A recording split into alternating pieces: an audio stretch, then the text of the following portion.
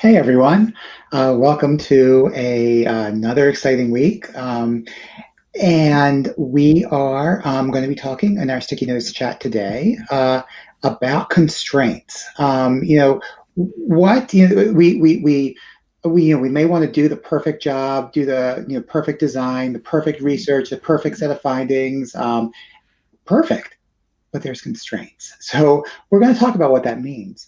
I'm here as well with Chris Notter. Amanda is out today doing some UX work. Yeah, Uh, she's busy doing real things.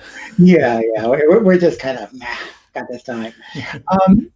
Really, we definitely want you as you're watching this. Feel free to put questions in the chat, ideas, comments. We will try to keep an eye on it as we go. And of course, if you're watching this later, you can also add comments, and we will see that as well. So in addition, you can find us on Twitter at Sticky Notes Chat. There we go. And you can find us through email as well. Chat at Sticky Notes Chat will forward to all of us. Uh, so um, yeah. Also, yeah, we're on the web, Sticky Notes, stickynotes.chat. So yeah. So constraints. Chris. So I mean, this conversation, we've had this conversation before, but this is us doing it for everybody else's benefit too. There's this thing where you see all this stuff on where people have posted their design thoughts on what they could do better than a company on, for instance, building a certain interface. Like, hey, why does this company always do it this way? It could be so much better if they did it this way. And then they do this awesome design, and people always give them a little thumbs up on their design and stuff. But in real life, there's constraints on how you can build software, which comes down to all sorts of things: regulatory controls, technical issues, all sorts of stuff around what you've learned about your user base, which might not fly, even though the person who's done this amazing new design for you hasn't had to have those constraints in place. So there's all this stuff that happens that stops what could be an awesome design from being as awesome as it could when you come down to it, and when the thing actually goes live. There's all these little things that chip off the corners of the good design to turn it into something that's potentially a little bit more mundane and a little bit grayer than it would have been, and a little bit less interesting than it would have been. But there's typically reasons for that. One example from my past is, well, let's talk about a big one. Windows XP, all that time ago, Service Pack 2, yes. This was the big security release that Microsoft did to try and get around some of the issues that were happening with viruses and stuff like that, with people being infected because their computers weren't up to date. The big constraint there, Microsoft found very quickly that people didn't think that Microsoft owned their computer. It wasn't that Microsoft could update their computers for them. So this idea of auto updates had to be something that was done with people's consent and at the time they wanted to do it. Especially because it's got better subsequently. But back then, if you had a single thing open on your computer when you did the updates and it needed to reboot, you would lose work. So, there were big implications to getting things wrong, big constraints. So yeah, some of the designs got less than optimal reviews in the media and among the general public, but there were some certain constraints we were working to at that point in time that led them to be the way they were. Yeah, I mean, it's funny actually just bringing up security because I think even today, with the current state of passwords, with dual factor authentication, the number one the number one uh, uh, kind of problem with a lot with websites with websites with mobile applications is that password. Particularly, Yeah. let's say choosing a password, right? Choose a password. Oh, by the way, capital letters, lowercase letters, special character, and all sorts of a certain number of length, whatever. It kills people. They're trying to do that, and then to make matters worse, not only that, but you enter your phone number. You have to use some obscure app that no one knows what you're talking about. Some authentication, whatever it is, it is a clunky, convoluted process. And one day, our devices will just know who we are, and of course, our privacy just goes out the window. And Right. it'll be easy to do. But until then, in still in usability testing, for example, they get to the password and okay, Mm-hmm. make up an account for the first time. Well, Mm-hmm. they get stuck, and it's the same thing has happened, and everything gets more complex and more secure, which is awesome from one perspective, and terrible for a user perspective. But you know what? That's a constraint. Yeah. We need security, and it's still not secure because someone could grab the back end data anyway. But we won't even talk about that. Yeah. No, don't go giving people nightmares. No, but it's still at a stage where that is a constraint to development. There has to be security, and it can be made easier. For example, I just had a usability study where it would say you did one thing wrong with your new password, no capital letter. Okay, well, Hmm. add a capital letter. You did another thing wrong with your password, no number. Okay, add a number. Like, okay, the result or the finding, the recommendation, say everything at once. There's no capital letter, there's no number. You need a special character. Right. Give them the rules and give it to them, beforehand too. Don't make them do it and then guess. So there are ways to work within the constraints. You say, okay, a constraint must have password, must have security. Okay, how can we make the process easier given that security constraint we already have? And it's really interesting because we're talking about constraints and when you're talking about the things you just said about, oh, we have to have security, we have to have usability. One of the things that people often say is, well, it has to be better. There has to be a way around this. There has to be something we can do to make it so that you can have security and usability. And yeah, we're getting there. There's some interesting ways around things. Oh, we don't need passwords. For instance, the software we use for doing this streaming, StreamYard, they don't give you a password. They send you something to your email that lets you get in each time you want to use it. So they've got round passwords, but it produces its own set of different issues because it goes against people's expectations. I keep on forgetting that I don't need a password for this software. So every time I go in, I'm like looking for my password and I don't have one and I keep forgetting. So because it's gone against expectations, again, that's a constraint, is users' expectations, right? There's this thing that we are expecting to do.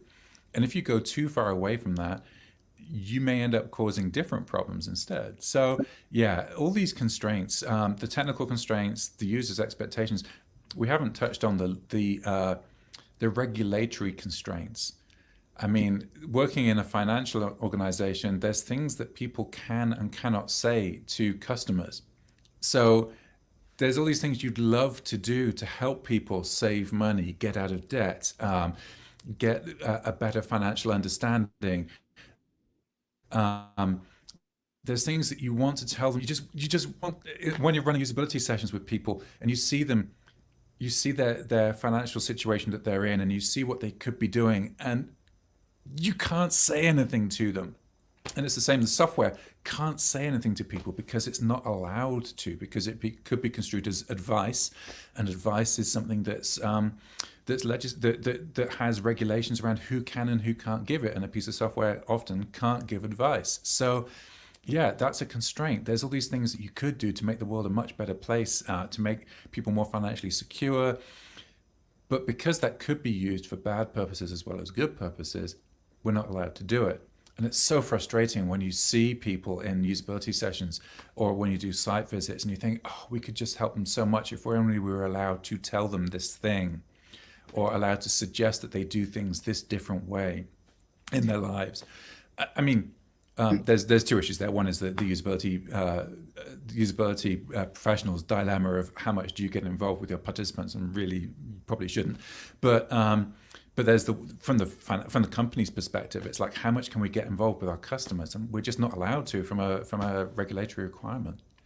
Yeah, well, so it's, and even beyond regulations. I mean, I just overheard a conversation recently where whether it was a school talking about podding. Okay, podding, what does that mean? Because if you have a class in a pod, that's one thing. But if Mm-hmm. you're in like a COVID pod, the Mm-hmm. class goes all together. Some people were using it as a pod of me and my two friends are, playing together, and not talking to anybody else. And it was like they said, well, our lawyers say that we can only use the word pod to refer to the classroom where they wear the mask, not the Right. pod where they aren't social distancing, but they're only talking to each other. Yeah, Right. and like it can happen anywhere, and Yeah. that was an example I overheard, with respect to education, Our lawyers say, yeah, isn't but yes, yeah, but yeah, really it can happen anywhere. yeah. But the other thing I was going to say is, when I started out, I was a young researcher in my 20s. Um, I thought I could overcome those constraints, Mm, by force of will. I could say these are problems, and we can fix them, and mm, they're going to be fixed. mm, We're going to make those users happy. We're going to get what they want. And I found it, it took me a while actually before, probably a decade even, before I finally kind of came to terms with. I don't always have the power to fix constraints, and to overcome those constraints, and that's okay. As a researcher, I can it's good to know. It's always good to know. I believe that kind of in every part of right. it's good to know. It's not good to hide your head in the sand. However, once you know, you're not going to say, I know, therefore it will be fixed. You say, Yes. I know these things, yeah, these can be fixed. There can be some workarounds. We're going to make it work. And this stuff, you know what? Not changing. It just can't. And that's okay. We do the best we can. We fix what we can. We improve what we can. And we work within those constraints. And we don't try to like overpower the business with our wonderful research findings. No matter how valid they are about users, there are always business concerns as well. Maybe not legal, maybe it's financial, Mm, maybe the constraints can come from anywhere. mm. It could just be that the back end system can't support the things you want to do. Right. What I have found though, on the flip side, I absolutely agree with you. You can be idealistic about this, and you can you can try and fight fights which you're never going to win, because there are other considerations that the business has to take into account. But often you can use those constraints to your advantage, and often that can end up with an invention of a new way of doing things which nobody had ever even considered before. Um, so using those constraints to your advantage can happen, and often I think that usability people can drive that. We can be not the voice saying you have to fix this, you have to fix this, but what can we do to find a way around this? Here's what we know about participants and how they behave. Here's what we know about users generally and how they behave. Here's what we know they want. How can we give them what they want in the constraints we've got? And I mean, often a good exercise in any design situation is to impose constraints upon yourself, because then it often means that time constraints, constraints on how many different prototypes you do, or constraints on all sorts of other things, to make sure that your design doesn't go wild all over the place, but you're actually focusing on the right issues. If you can actually introduce the user's needs into that constraint pile, often I've seen some really creative solutions to stuff come out from a group of a product team working on a problem that they couldn't fix the back end. There's regulatory concerns. There's all these other things, but there's still something you can do that lets you get around some of those constraints and make life better for users. And that's basically what we're trying to fight for. Not fixing the whole back end so that we can do this thing, but what is it that we can do that makes life even a teensy weensy bit better for users within the constraints that we're working with right now. And like you say, sometimes you have to relax and give up on a thing, or at least put it on the back burner. But sometimes you really can push those things through just by working within the constraints. Yeah, I mean, I kind of feel, as a user researcher, that now, after kind of perhaps, lots of struggles with what it means, that it's about making things better, but it's not about saving the world. You don't have to save the world. And it goes beyond research or design or whatever. You don't have to save the world, as a researcher or as a UXer. Your goal is to make things better, and that better, like you say, it can be very small. It could be very minor tweaks, however it is. And if it doesn't work out, there's always tomorrow. There's always, well, let's save this, let's put this in our backlog. But there's always tomorrow. I would say to anybody watching, if you want your Nobel Prize, don't listen to Cory. You go off and save the world. That's fine. I think this is the two of us being old and jaded, talking about not saving the world, but just doing what you can. But definitely, that's the thing that keeps you sane is working out what the constraints are on you. I guess it's like I can't save the world. I can't solve all the problems of the world. I can make this application better for these users by helping a team understand what the pain points are and how they might start going about fixing them. And it's funny because we don't have to be the ones doing the saving, right? We can be the ones who point out the issues, and the team together can do the saving. It's not that we're the ones who have to be providing all the answers. And in fact, I don't think that's necessarily a good role to be in. It is a good position to be in is as user researchers or as UX people trying to provide all the answers. I think if we can incorporate the ideas from the rest of the team, and this is what I kind of preach to all the people I work with, that get the whole team involved, that's more likely to come up with a better solution. Right, and harking back to our last conversation about UX team of one and what that means, totally. It's better to be an input than to, as a UXer, it's better to be an input among others, collaborate, work together, and whether you're one or many already, make the many. Make the team, build the team or build the team's knowledge, their UX kind of background through you as the UXer and what you can do. Absolutely. That involves some certain skills on our behalf as well, doesn't it? Because it's difficult, especially if you don't have deep technical understanding of the platform that you're working with. It's difficult to know what recommendations you can make and what you can't, what's going to be achievable, what's not going to be achievable. So the skills that we need to make those kind of things happen are very much ones around involving other people early in discussing our findings with them to get them to help us understand what that means and what could actually be changed in the interface as a result of what we found. Team of one's never a team of one. It shouldn't be. If it is, yeah, good luck with your Nobel Prize, right? But I don't. No, I mean, even Nobel Prize winners, there's typically a team behind them. So, yes, bad analogy. My metaphor's fallen apart. Okay, but yeah, we have constraints on us as user researchers, and those constraints are ones that we can help resolve by working with the rest of the team rather than trying to be this individual who tries to get all the stuff done. So yeah, Cory, I'm agreeing with you. I'm not out to save the world. I'm out to help a team save their little part of the world, for sure. Yeah, I mean, and part of it, I think, honestly, kind of when I got to that point, I think I did a blog post, probably that was a decade ago now. Talking about, I've come to this realization, and so on. I mean, part of it was saving myself. I would feel the burden, the weight of the users and their pain, which also, by the way, empathy course on LinkedIn Learning. I've got check out Cory's course. But really, it's about if you feel their pain and you kind of like absorb the user's pain, whatever that might be, however big or however small it might be, and then you're like, well, the only way to get rid of this pain is to solve for it and to fix it. Sometimes it can be too much. So it's better to be like, well, you know what, I sympathize with the pain.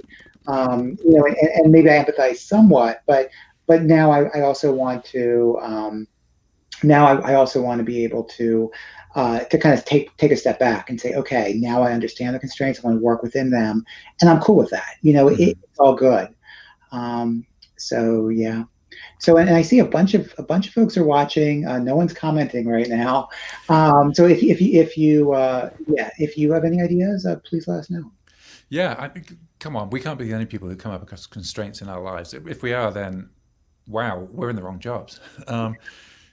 But so yeah, people who are watching, what constraints have you faced in your in your UX work? There's two kinds. I mean, there's the ones that we've been talking about so far, which is around the the products that we're working on and what the teams can and can't do with the technology, there's also constraints within the user experience research that we do right now, because wow, yeah, in-person work isn't quite so easy as it used to be. Cory was just showing me his new microphone that he's got before we went on air, because he's had problems when he has been doing in-person research. It's still two people in a room, but they're not so close to each other in the Right. room, and they're Yeah. wearing masks. So Yeah. all of a sudden, nothing comes out properly. But he's found these awesome microphones that help him with that. No, so yeah, I'm gonna try. So in July, I did two in-person studies, and it was two ways. One, there were observers, both remote and in-person observers, in a second room, and we rely on those mics being really good. Mhm. And if they weren't, I mean, for the first time, like I couldn't trust the quality of the mic with those with masks on. Not only masks, but in the old days, I was happily like 3 feet from the participant, and we would talk, and it was all good. The microphone Oh, the old days. was awesome. And now we're 15 feet apart, both wearing masks. The microphone I positioned squarely in the middle of the room, like Mm. 8 feet. But with the mask, you're like, and in the news, you talk about whether I've seen like, oh well, so and so was public speaking and wasn't wearing a mask. Right. I get it. I do. I mean, obviously, keep everybody apart, put those plexiglass barriers up, but it's really hard to be heard by a mic Mhm. when you're trying to moderate. Um, so my hope is I'll even say it's this Jabra 710 mic that I bought, which they daisy chain. So if you only have one mic input, you can have my hope is one mic next to the participant, one mic next to me. Have these Jabras sitting there, single input into the recorder. So we'll have hopefully quality audio for observers in the back room, for remote observers, and in recordings too, Yeah. and such. But yeah, it's a constraint to my research. And again, I've got to work around. It's still not going to be perfect. It's not going to be like the good old days where we were 3 feet apart and spoke without masks into a single mic. But hopefully it will do the trick. At Right. least close enough. So I'll let you know in 2 weeks. And there's always constraints in our research. I mean, everything from who you can actually recruit and whether they're really absolutely the people you wanted for the study, through to what technology you can use to run the study with, and whether it really does echo the true environment. There's all these things we deal with all the time, and we still manage to get around it. With the more recent situation, a lot of stuff's gone to a lower bandwidth solution of doing things online rather than doing them in person. I know Cory, we've talked about this before in these sessions. Yeah, Cory doesn't like the low bandwidth stuff. I suffer it, You just but cut it's and Amanda's been out. doing remote research. Oh, did Oh, I? Am I yeah, back? yeah. Moment. Yeah, you're back. Yeah, yeah. Oh, oh. I think I might be pulling my microphone, my thingy, too far away from the. I'll try and be better about this. Yeah, but I mean, Amanda's been doing a lot of remote research too, so it's difficult because it is lower bandwidth, and you wish you could be more present, and you wish there wasn't that couple of milliseconds lag, and you wish that there was all these things happening, but it's something you're working within, and it's the constraints that you have, and there's some upsides too. I mean, one of the things I like doing is looking for positives in these situations. So we've got some constraints, but there's some benefits too, because now anybody from the team can watch these sessions at the same time from wherever they are, rather than me needing to grab them all and herd them into a room to watch from the back room. Whether they do or not, that depends upon how well I've managed to make them excited about the thing before we start. But I'm seeing more participation than we might have seen otherwise, from people on the team that you wouldn't have necessarily expected, because they can jump in and jump out without it being a whole chunk of their time to get to wherever you're doing the session, watch, then get away afterwards. It also Yeah. means that we can jump straight into a debrief session immediately afterwards, which can be very handy. As soon as we've hung up with the participant, everybody else stays on the call, and we can just do a quick debrief, which stops people from going off and doing things they shouldn't do based on what they thought they saw in a session. and also gives me great insights because they might have seen things I didn't see, and they've got a different perspective on things. They know that it was the technology that was at fault rather than the participant that was at fault for a certain thing, or they know it wasn't the technology that was at fault, or they can tell me what the participant maybe what the ideal, the happy path was that the participant didn't follow. And because I'm coming into this as a consultant, I don't always know these things. It's not a product I'm intimately familiar with. So being told these things by people after the session is great because it means I don't go writing recommendations that are stupid recommendations. Well, I would, yeah, I would say actually, even with respect to in-person research, the truth is that 2 out of 3 studies I've done have actually been hybrid studies, Mm-hmm. where I've actually been, in some ways, improving the method to support both remote and in-person simultaneously, which is some participants are remote, some are in person. Mm-hmm. Remote participant, what are the constraints of in person? Fear, like I'm uncomfortable coming in. I don't have, I have a pre-existing condition, that can make me more at risk. I'm above the age of, whatever it is, 60, 65, Uh-huh. whatever, kind of high risk group. Whatever people are thinking to themselves, we need to balance those constraints with the why are they coming in person? I want to be with people in a way that is deemed safe, or at least nothing safe these days, but Mm-hmm. safe enough. I want to. I don't have the technology. I don't have the Mm-hmm. bandwidth. I have my family at home, my little kids at home, and I need a break from that. And work. I asked work to go back, Please let me come in. and I was like I asked work to go back to my office, and work said no, office is closed. Right. And this is a way out. So in some way, doing a hybrid study, you're balancing like both audience groups, like constraints of why they might want to study, and Mm-hmm. stakeholders. Some same thing with stakeholders. Yeah. Some are like, oh, please give me an opportunity to be there in person in this like at least somewhat safe way, and others are saying, I'm still not comfortable, Mm-hmm. and I really think that I don't want to be in a place with, even 3 other people, even with masks and social distancing if it's Right. indoors. So we're balancing those. But anyway, but being able to do that and trying this new microphone setup is my is the latest iteration. But it's iteration. I mean, it's iteration to deal with technical constraints of the job. Yeah. And it's funny, isn't it? Those constraints, there's ways around most of them. And even if you are running something that's lower bandwidth, you're still getting awesome insights that can help people improve the products that they're working on. I mean, if you think about it's one of the things that we would, me 20 years ago, would have loved to have had any of the remote testing capacity that we have today. And now we're complaining that that's not as good as what we actually want to be able to do. So it's all a matter of comparison with what else you've got available to you. I think some of those constraints are ones that we've put in our own heads just by act of what was to be able to do. And now we're not allowed to do that, or not able to do that as much as we'd like to, so much in some situations. So now these remote sessions, oh, we have to go back to doing remote. But like I said, 20 years ago, I would have loved that capacity. We used to try and hack it together I worked on NetMeeting, which was an old video conferencing product from Microsoft.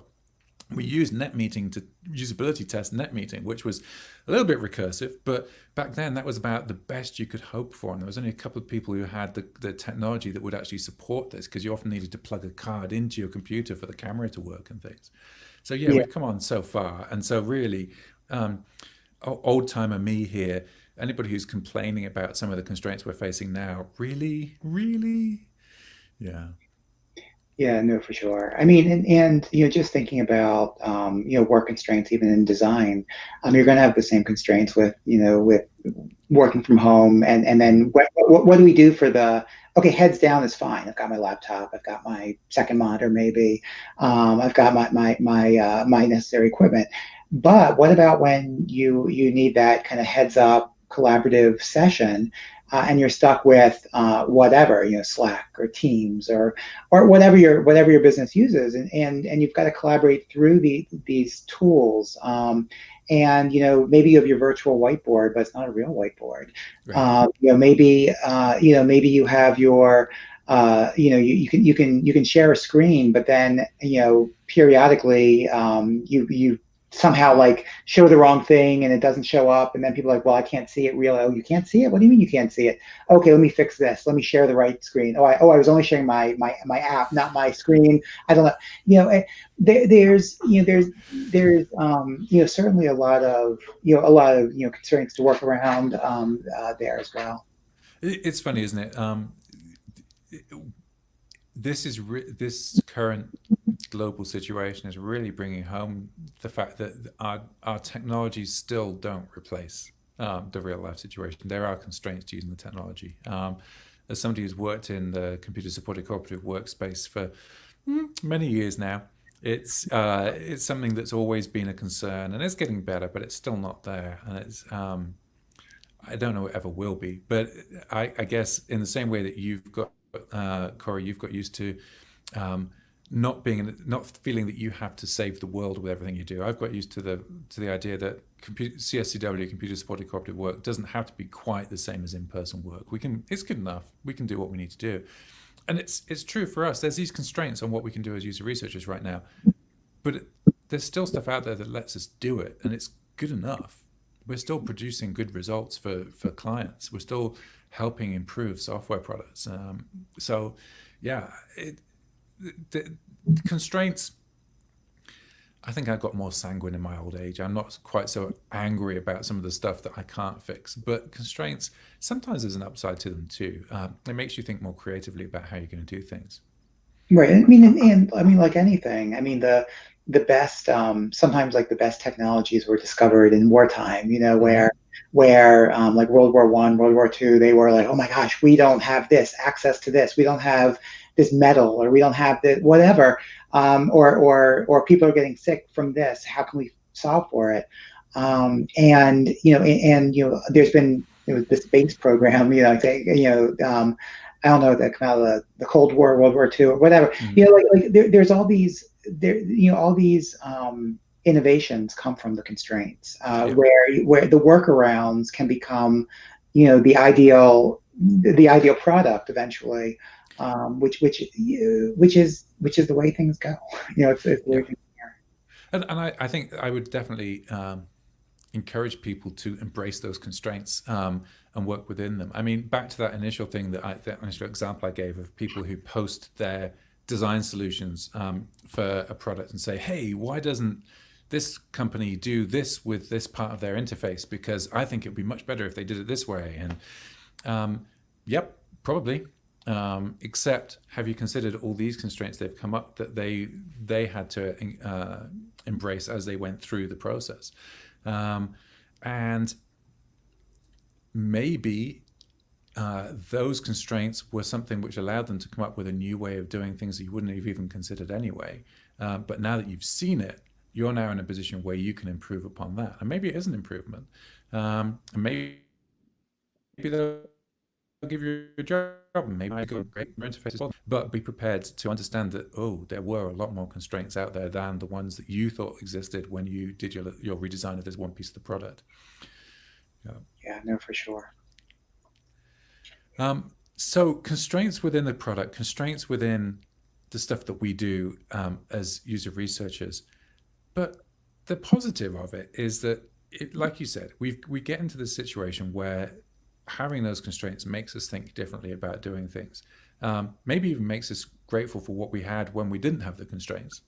Um, but I think that, like you said, there's a lot of creativity that happens when you are constrained. When I'm doing design thinking workshops, we time constrain every exercise, specifically so that people don't start trying to make things the best they can, but they get all their ideas down on paper, or they know that they don't have much time to converse and consider. They just have to get the stuff done. Um, and those things mostly are benefits rather than downsides to a constraining feature. So, yeah, I'm pretty sanguine about the whole idea of constraints. Yes, they exist. Yes, sometimes it leads to suboptimal interfaces, but I don't think it's the worst thing in the world all the time.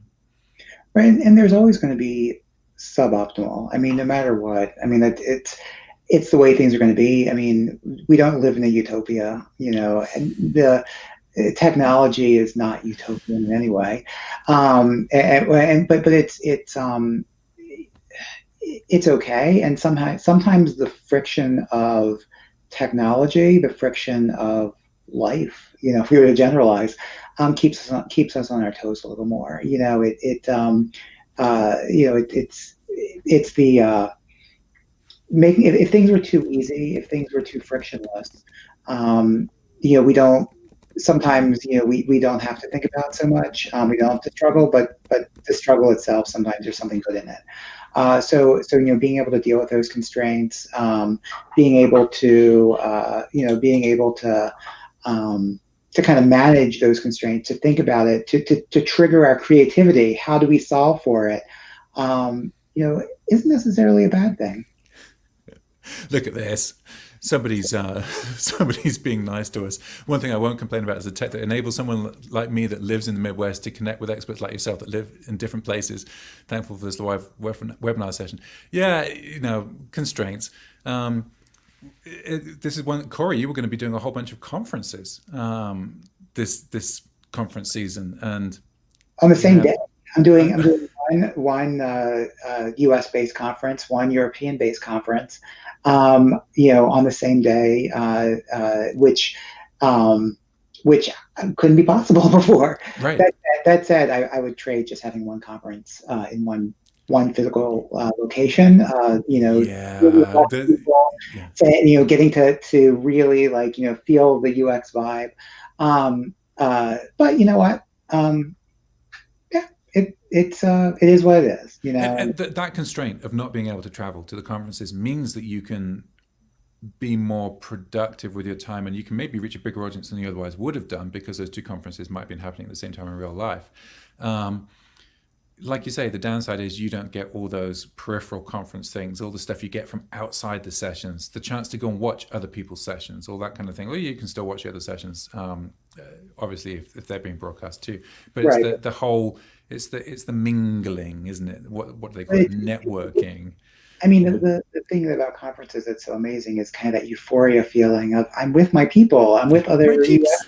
Yes. Exactly, and you definitely don't get that when you're remote. I mean, you get the learning, you get the conversation going, but you don't have, at least for me, I don't have that sense of happiness of I'm with my people, not there behind the screen. So again, it is what it is. It's working within the constraints. That is the constraint. I'm certainly not going to a conference now, in the current state of COVID.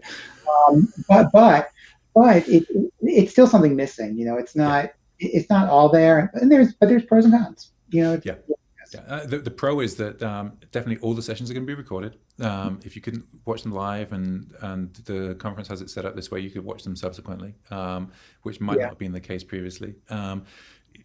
Some of the conferences are also doing a really good job with creating networking environments for people if they want to. I'm not sure how well that really works, but it's there. So it's different. It's constraints which have been forced upon us, which make us do things a different way. And we're used to an old way of doing things which had different benefits than these. But we have to look at the benefits of what we've got now. Right. And by the way, if you're listening to this and say, hey, what are those conferences? I will say if you look on my Twitter feed, both one is UXPA at Home, which is just kind of a mini version of the big conference that was kind of put off a year. And the other one is the UCD Gathering, which both of them are next Thursday. The topics are for UXP at Home is all about what's it about? Whether it's time to it's next week. Don't worry, it's only next week. You've got time to write your presentation yet. Whether it's time to go off and be a freelancer, a freelance researcher, and the other one for UCD Gathering is about flexibility, being flexible, and particularly in COVID, how to be flexible as a user researcher. If you're dealing with constraints, I didn't phrase it like that, but to some extent, I think that's true. So and links to both are on my on my Twitter. And Corey's a very engaging speaker, so if you haven't got tickets for those and you still can't, I mean, obviously there's no real constraints on numbers for these, so I'm guessing That's true.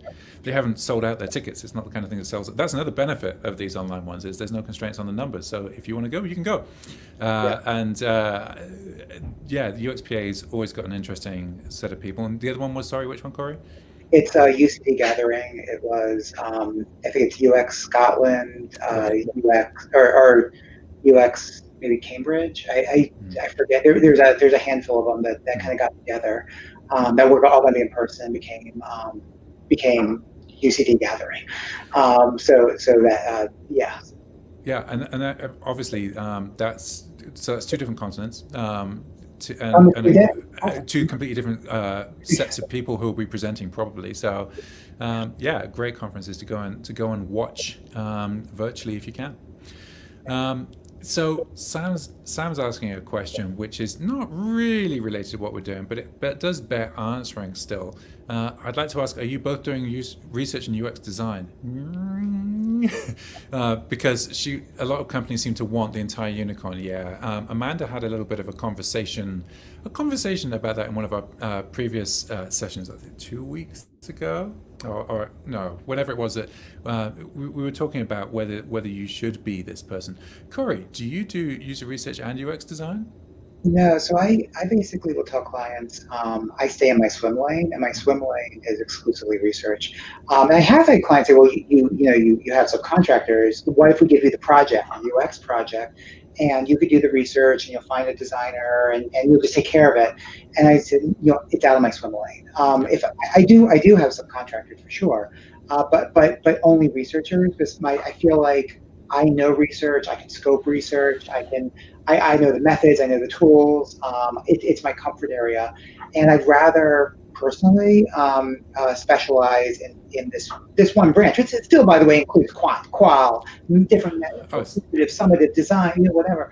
But I like that being my universe, and to be honest, there's been enough work. So I'll go as far as say I'll do some light wireframes to illustrate the findings from a report or whatever, but I'm just not going to go further, and that's really my own comfort. I don't at all think it's a problem for someone to really feel like, okay, I can split my time between design and research. Once you get, I want to split between design, research, and if it's light front end coding, we can even bucket that in design. If it's like I'll do some CSS and some HTML that kind of do my design that way and such. Once you get into heavier like coder kind of coding, and you combine that with kind of the classic design, and you combine that with kind of heavy duty research, it's often too much to really kind of become expert. And I think often the risk is being weak on one or more of those areas by trying to do right. 3 areas, let's say, with a level of expertise. And I do UX research primarily, and I'll do interaction design work, but not visual design work. So I'm definitely always working with with somebody who's actually creating what appears on the screen. I'm not the person who does that. This idea that companies can get all of this for the price of one person, for a start, they're being cheap, and secondly, they'll get what they deserve, because yes, there are a couple of people out there who are capable of doing all those things well, but typically they're not going to be good at all 3 of those areas as doing the code, the design, and the research. It takes a while to get used to being a good researcher, and it takes a long time to get used to being a good designer. It's very difficult to do both of those well. You can do them both to a fair degree, but having worked with some very, very good designers, there's no way I could ever even approach what they do. So I'm glad not to. I'm happy not to. I'm happy to work with them, to learn from them where I can, but also to share what I found and to work together with them and having that fun, collaborative experience of actually creating something together. Obviously, if you're really looking for a job right now and that job's asking for all those things and you feel you could do it, sure, go ahead. But yeah. I mean, it's a constraint of the job. It's a constraint of the market. It's a constraint of the geography. Which actually is less of a constraint now, geography. But no, for sure. And I think we are. That does tie back to another kind of constraint we didn't even think of before, or at least think about talking about. Yeah. So, Sam, no, neither of us do. You might find people who do. I think employers are asking for too much when they ask for that. Yeah. Yeah, so good. I think at this point we are out of time. This has been great, to kind of think through those constraints and the we've talked about a wider kind of set of constraints, and I've been thinking about when we started this conversation, Mm. not only the constraints of the job market, but the constraints of being a researcher, the constraints of COVID in this current environment, and the regulatory constraints and perhaps the legal constraints, working within the law, the lawyerly constraints, the security constraints. Yeah, there's just so many different kinds of constraints, but it's all good. You can work within It's all them. right. It's all good. There's an upside to a lot of these constraints. We talked about that too, right? So yeah, Right, yeah. and constraints lead to innovation, and innovation Mm-hmm. is good. Mm-hmm. Therefore, constraints aren't all bad. Quit whining about the constraints. Yeah. Well, good. So with that, I think we will, we'll close out. You can find more about us, of course, at stickynotes.chat, along with our previous episodes. You can email us at chat at stickynotes.chat.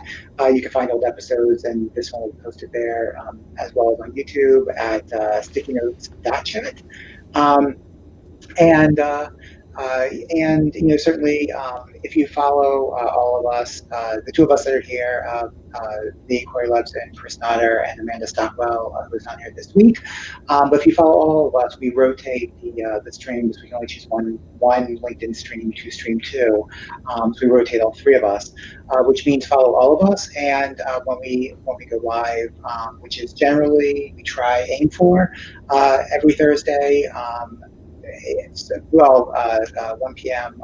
For me here Eastern, 9 a.m. 10 For a.m. 10 a.m. for me. oh, Yeah. 10 a.m. Yeah, sorry, Pacific 10 a.m. time. You're not in the water. You're not in the Pacific Ocean.